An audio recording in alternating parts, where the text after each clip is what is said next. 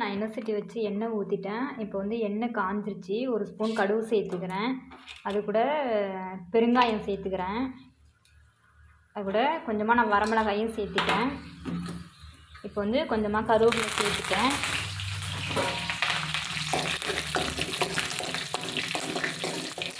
இதில் வந்து நான் வந்து மல்லித்தழை, கருவேப்பிலை, பூண்டு, மிளகு, சீரகம் இதெல்லாம் சேர்த்து அரைச்சி நான் ரசம் கரைச்சி வச்சுட்டேன். புளியும் சேர்த்து இதில் சேர்த்துக்கலாம். 5 நிமிடத்தில் ரசம் ரெடி ஆகிடும். இது கூட உப்பு சேர்த்துக்கிறேன். பாருங்கள், சுவையான ரசம் வந்து ரெடி ஆகிட்டு. ஒரு 5 நிமிஷம் அப்படியே சிம்மில் இருக்கட்டும்.